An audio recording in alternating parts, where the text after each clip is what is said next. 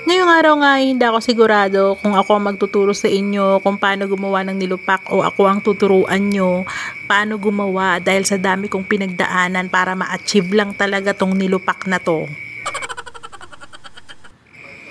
Gumamit nga ako dito ng kasaba na color white dahil wala naman tayong makikita ang color pink. Pagkabalat nga natin dito, kailangan natin itong hugasan at pagkatapos ay bibiyakin natin sa ganitong paraan upang mas madali itong maluto. Meron nga tayong makikita sa palengke ng mga kasabang color yellow, pero para sa akin ang maa-advise ko sa inyo ay hanapin nyo yung kulay puti na kasaba.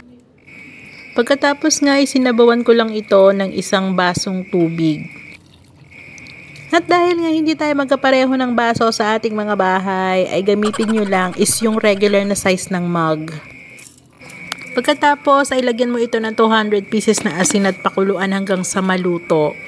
Pagkatapos naman itong maluto guys, ay tanggalin nyo na ito sa apoy at gumamit ako dito ng potato smasher dahil wala namang kaming pangbayo. Usually, ang ginagamit dito guys para pandurog ay yung pangbayo na nasa probinsya. At dahil nasa probinsya nga ako, ay hindi ko alam bakit wala kaming bayuhan dito sa bahay. Pero no worries guys, at pwedeng gamitin natin itong potato smasher natin at nasa comment down below ang link kung saan nyo siya pwedeng orderin. Pagkatapos ko nga mamash guys, ay eto na ang mga ingredients na gagamitin ko sa ating nilupak. Sa isang pan nga ay naglagay ako ng 2 cups na purong gata na galing ng palengke at hindi ako gumamit dito ng instant na gata. Pinakuluan ko nga muna ito guys ng mga 15 minutes bago ko nilagay yung isang lata ng condensed milk. Halu-haluin nga lang natin ito habang ito ay ating pinakukuluan. Kusa naman ito guys na magiging thick o kaya yung magiging malapot siya. At kapag malapot na siya guys ay pwede na nating ilagay yung ating mashed na mga cassava. At sa puntong ito nga ay nakita ko na yung mga minashed ko na mga kasaba ay hindi lahat nadurog. Meron pa rin siya guys na mga buo-buo na nakikita ko habang nilalagay ko siya doon sa kawali. So inisip ko talaga kung paano ko siya dudurugin dahil kung hindi ay sobrang failure talaga tong recipe kong ito. Kaya ang ginawa ko guys ay pinaghalo-halo ko muna siya.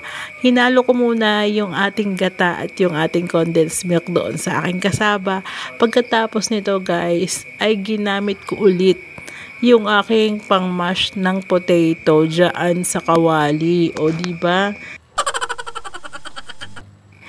At syempre nga, hindi nga ninyo akalain na ang paggawa ng kasaba ay habang niluluto ay doon mo siya dudurugin. O diba?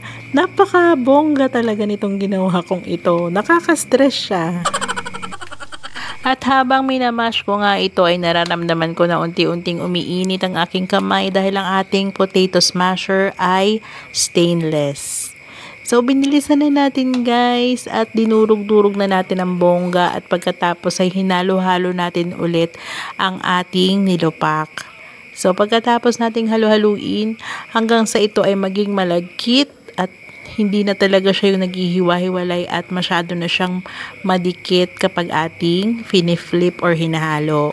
Pagkatapos naman nun ng ating pagluluto guys ay naglagay na tayo ng dahon ng saging na pinainitan muna natin at nilagay natin sa ating molder. Pagkatapos ay magpapahid tayo dito guys ng margarine. Ito na mga ingredients na to ay hindi nyo pwedeng i-skip dahil ito talaga yung nagpapasarap sa ating nilupak. Pwede rin naman kayong gumamit ng ibang brand ng margarine. Pero wala talagang tatalo doon sa Star, guys. Okay?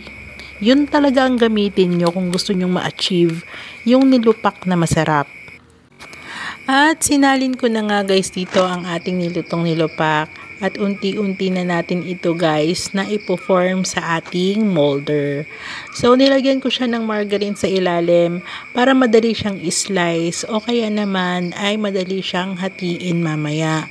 So sa toppings natin mamaya guys lalagyan din natin ng margarine.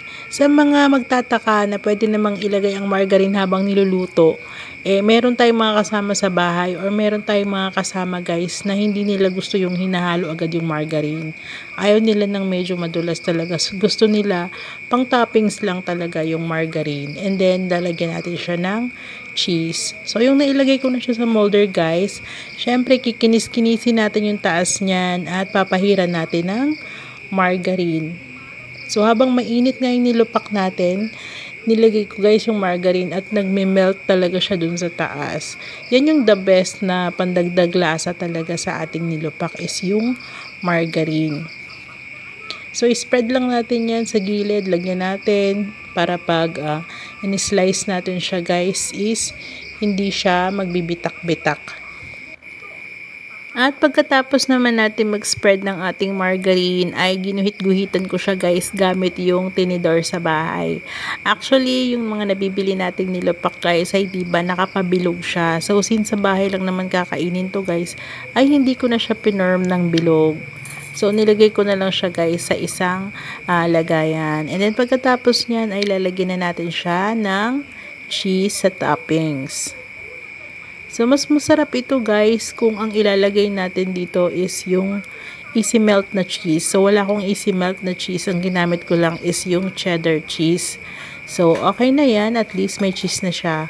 At pagkatapos yan guys ay mas masarap kainin yan nang mainit-init pa. So, yan guys. Thank you for watching.